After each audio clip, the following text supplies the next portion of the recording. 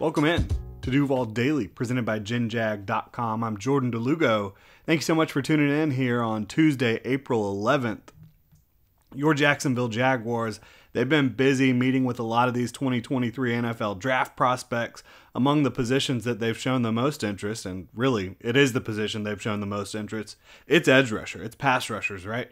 Doug Peterson's talked about the Jaguars need to improve their pass rush. You saw the statistics in 2022. Not the best team when it came to getting the quarterback on the ground. Of course, they were a quality pressure team, but couldn't quite get the quarterback on the ground enough. Maybe that has to do with the coverage on the back end. But regardless, the Jags want to improve their pass rush. They lost Arden Key. DeJuan Smoot is not under contract, and he's dealing with an Achilles injury. So the Jags, they want to improve and bolster their pass rush beyond Josh Allen and Trayvon Walker. According to Rap Sheet, Ian Rappaport, the Jaguars hosted Clemson edge defender Myles Murphy, and we know the Clemson to Jacksonville pipeline is strong. This is also another high school recruit out of Georgia, another 5-star. So you've seen a lot of guys out of Clemson, a lot of guys out of the University of Georgia, and a lot of kids that are just coming from the state of Georgia in high school coming down to Jacksonville and playing their professional football. This is a 21-year-old junior, 6'4.5", 268-pound edge defender, racked up 18.5 sacks, 36 tackles for loss, 6 forced fumbles, 5 passes defended, 116 total tackles, and 96 total quarterback pressures during his time at Clemson on 911 total pass rush snaps. Murphy has a really impressive combination of size, length, and athleticism. Now, he was dealing with a hamstring injury to end the 2022 season, which kind of limited some of the buzz on him. Wasn't able to do any of the combine or the pro day. Had to host his own private workout, and boy, did he work out. 97th percentile athlete, according to RAS. Kentley Platt or MathBomb on Twitter does a tremendous job with relative athletic score. Highly recommend y'all go follow him. Check out the website. But again, 6'4.5", just under 6'5", 268 pounds, got really good size. 25 bench press reps with 33 3/4 arms, just under 34-inch arms. 25 bench press reps. When you have the longer arms, it makes it more difficult to put up reps on the bench. So I think 25 bench press reps at just under 34-inch arms, you like to see that, and he certainly passes Trent Baalke's presumed length thresholds that he's kind of been steadfast in when it comes to the NFL draft. 8.5-inch hands, which is kind of bizarre, pretty small hands. And Josh Allen, he has small hands as well. So two Jaguars pass rushers with not really big hands if the Jaguars do bring in Myles Murphy. Does that matter all that much? I think when you do have big hands, it can help you control the point and just have a heavier hands, a bigger impact with your hands. But I don't think that that's anything that shows up on tape as a negative for a Myles Murphy here. 4.53 40-yard dash, absolutely blazing. A 1.59 10 split, which is the first 10 yards of your 40-yard dash. That's a faster 10 split than Trayvon Walker. So that's kind of the territory we're talking about with some of this stuff here. 4.29 short shuttle, 7.21 3-cone, 31-inch vert.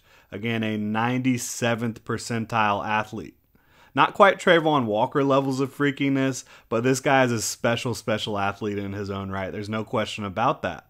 Then you pop on the tape because you've got the athleticism box check, the size, the length. Pop on the tape. You see that get off immediately. He has really good burst off the line. And, a guy with a 10-yard split the way he does, or a 10-yard split that he has, again, the 1.59, you would expect him to get off the line quickly. And that's exactly what he does. Against the run, really stout, sets the edge very well. He does need to improve, in my opinion, against some of the read option type stuff, which you're not going to see every week in the NFL consistently. But I do think that type of stuff got him a bit in 2022, kind of guessing the wrong way, not really being able to make an impact on those type of plays. Now, as a pass rusher, you see the ability to win on the outside track. Explode upfield, flatten at the top of the arc, and then, close in on the quarterback. And force the quarterback to either step up in the pocket, finish at the quarterback or, have to roll to the other side. He primarily rushed from that defensive right side at Clemson, but he moved around a bit as well. I do think you see some semblance of a pass rush plan. He'll work inside across the face of tackles at times.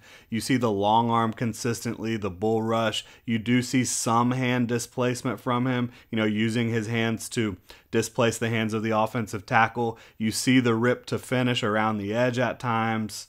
Overall, though, not really advanced when it comes to the pass rush plan and the ability to counter.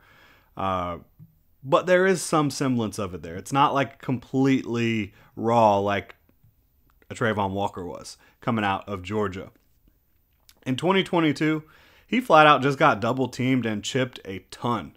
And when he didn't, he usually did make a play as a pass rusher, whether that be, again, winning up the arc and flattening and forcing the quarterback to step up or roll out to the other side, getting a sack, getting a pass defended.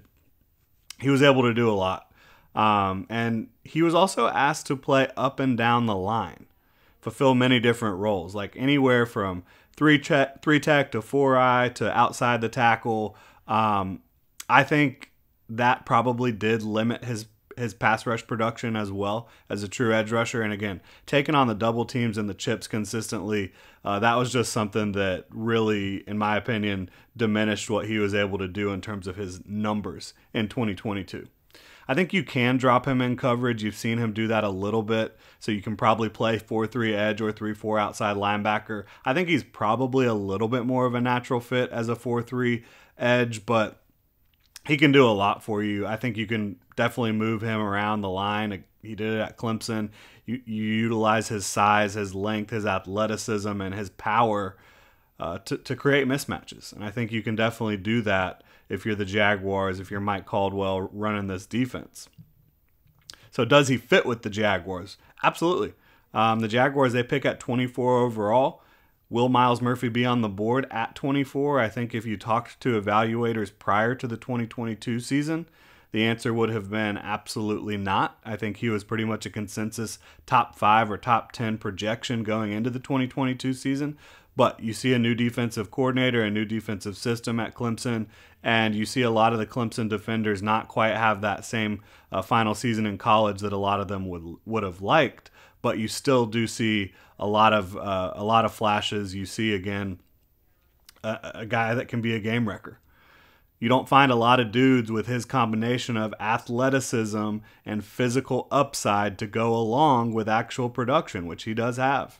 He should be a first-round pick. And if the Jaguars, if they're able to land him at 24, or even if he falls a bit and they trade up to get him, Jags fans should be fired up because this is, again, a 97th percentile athlete, a former 5-star recruit, a guy that clearly has the physical ability to dominate at the next level with just a little bit of refinement, a little bit of improvement as a pass rusher. In Jacksonville, he'd come in as your edge 3 behind Josh Allen and Trayvon Walker. In a lot of situations, he could probably start from day one, but again, in Jacksonville, will not have to. He gives you a fail-safe too.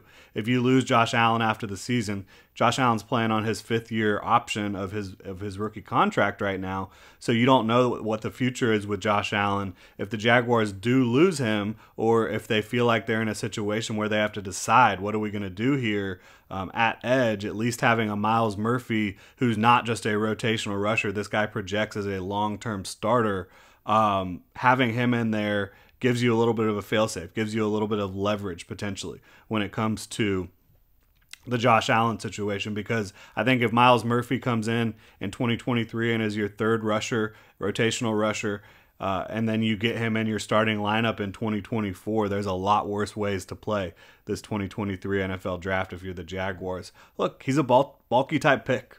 Trent Baalke loves the get-off-the-bus guys, the big guys with strength, athleticism, length, all that. It's all there for Myles Murphy. He's currently 14th on my board, and for me, again, this would be one hell of a get for the Jaguars. I think the Jaguars should try to land multiple pass rushers in 2023. I think they should also pursue a veteran edge rusher at some point this offseason.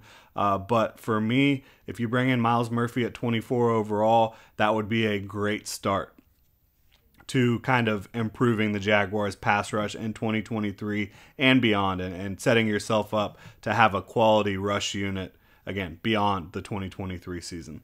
That will do it here. I'd love to know what you guys think about Myles Murphy, what you think about him as a prospect, a fit for the Jaguars. You can hit me up on Twitter at Jordan DeLugo, follow Generation Jaguar at Generation Jag. You can drop a comment in the comment section below. Also hit that like and subscribe button on YouTube.